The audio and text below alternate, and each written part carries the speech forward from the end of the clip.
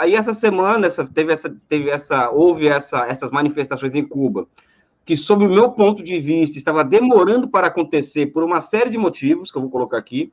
O primeiro motivo é que hoje o mundo vive uma guerra de quarta geração. Então, o Brasil está passando por isso, Hong Kong passou por isso recentemente, ou seja, existe uma guerra de quarta geração que não havia atingido Cuba. Por incrível que pareça, diretamente, né? Porque Cuba usa WhatsApp, Twitter e YouTube, igual os Estados Unidos, né? Apesar de nós o tempo inteiro vermos blogueiros cubanos se manifestando no Twitter, youtubers cubanos se manifestando no Twitter, um monte de conta falsa com milhões de seguidores, né? Isso não havia atingido o grau, por exemplo, que atingiu o Irã há um tempo atrás, e que milhares de pessoas nas ruas foram às ruas a partir de atos convocados por WhatsApp, por Facebook, porque o regime iraniano nunca... Aliás, regime é um nome feio, né? Ou seja, o governo, né? Sabe? O regime dá um ar um pouco, na minha opinião, de que é algo fora da média, né? E Cuba, semana passada, houve essa chamada explosão social, tá? Eu acho que existe essa questão da guerra de quarta geração, ou seja, chegou em Cuba com força isso, tá? Então as pessoas foram convocadas para irem às ruas protestarem contra o governo. Estava demorando para acontecer isso. O outro ponto que eu trago aqui é o ponto do seguinte: Cuba é um país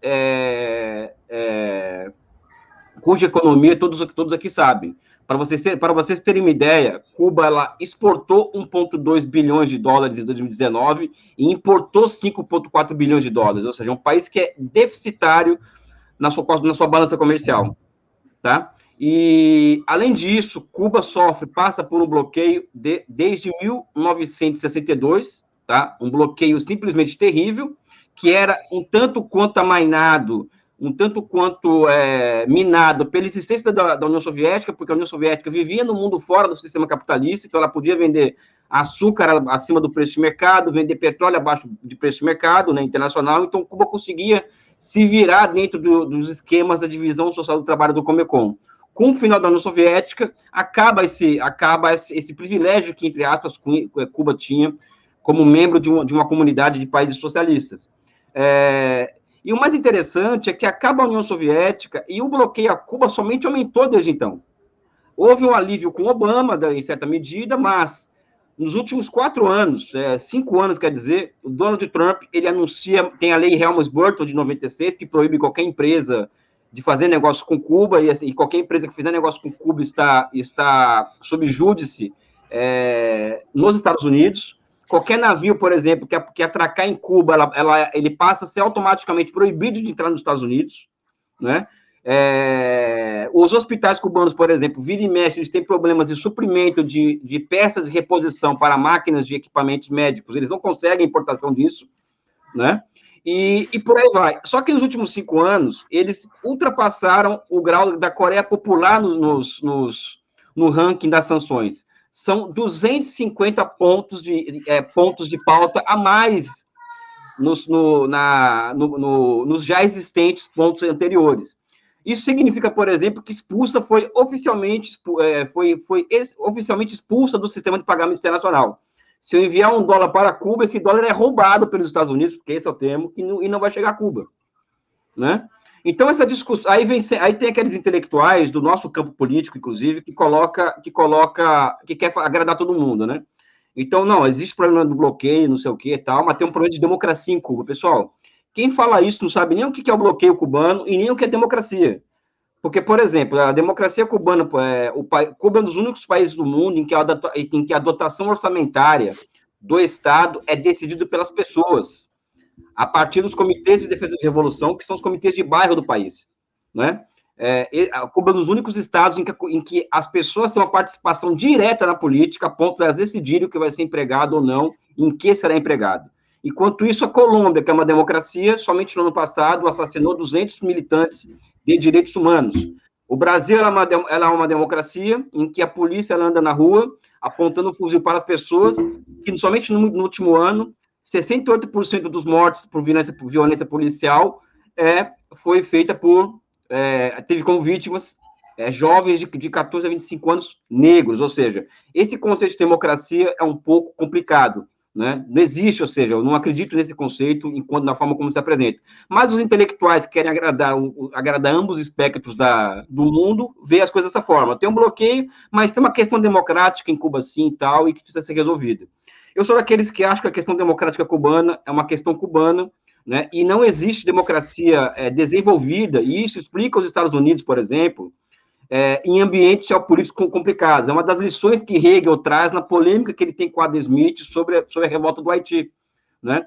A democracia, ela é um produto geopoliticamente condicionado. Isso explica a precoce democracia americana, entre aspas, democracia, né? E isso explica, por exemplo, a necessidade, muitas vezes, de endurecimento do sistema cubano. E olha só que interessante, né? Não houve nenhuma notícia ou prova de prisões em massa e nem agressão de polícia nas ruas de Cuba durante esses dias. Tem vídeos aparecendo de protestos de Los Angeles ontem, por esses dias, da polícia enfiando, dando tiro de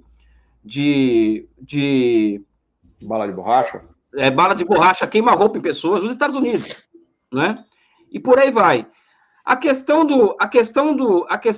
industrialização, eu já comentei com o Paulo isso já, né? Que Cuba ela desafia a lei do valor, né? Porque todo país do mundo precisa ter um setor produtivo poderoso, ou seja, um sistema que produz valor para que ele tenha um sistema improdutivo também poderoso, ou seja, um sistema de saúde, de educação, de bem-estar social forte.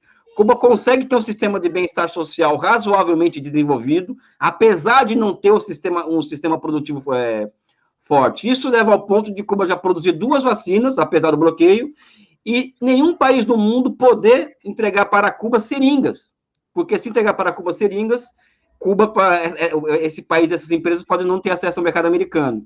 Vocês podem me perguntar da China, né? Mesmo a ajuda que a China dá para Cuba, que para falar aqui das ajudas, né? 6 bilhões de perdão de dívida durante os últimos 10 anos, 6 bilhões de dólares é muito dinheiro para um país de 12 milhões de habitantes, de perdão de dívida da China. A China financia as importações cubanas dela, ou seja, Cuba mais importa do que exporta para a China, só que essas importações cubanas são subsidiadas pelos chineses e nunca são pagas por Cuba. Essa prática internacional, ela é corriqueira, mas o não pagamento disso, ela não é corriqueira, a China nunca cobrou Cuba. Aliás, tem um episódio do primeiro encontro do Fidel, do segundo encontro com o Fidel, com o primeiro-ministro Joe Rondi, em 96, em que ele foi discutir a primeira renegociação da dívida cubana. O Fidel estava muito nervoso, e o Rondi falou para ele, comandante, nós nunca vamos colonizar ninguém, nós já fomos colônias. A dívida está perdoada e vamos discutir novos acordos comerciais. Ou seja, últimos 3 anos, mais de 38 acordos de cooperação entre China e Cuba foram assinados, né? E existe um outro lado dessa história toda que envolve Cuba e o mundo, que pouca gente sabe disso, né?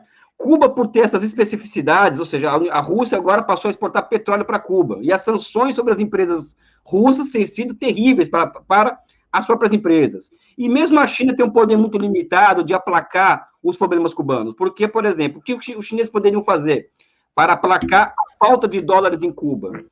Os chineses entregaram um plano para os cubanos, eu não sei se vocês sabem, né? E esse plano consistia em triplicar, na visita que Xi Jinping fez em 2016 a Cuba, em que ele esteve na casa do Fidel Castro, que foi uma história até emocionante, porque ele sai de Cuba completamente tocado e decidido a combater a corrupção na China, depois dessa visita à casa do Fidel.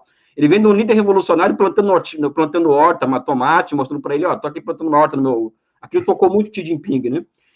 E o seguinte, o plano chinês é o seguinte, o seu problema de escassez de dólares será resolvido da nossa parte com a triplicação, tá, do número de turistas chineses que vão a Cuba até 2023. Esse plano estava acontecendo e agora foi adiado pela pandemia, que destruiu com a economia cubana.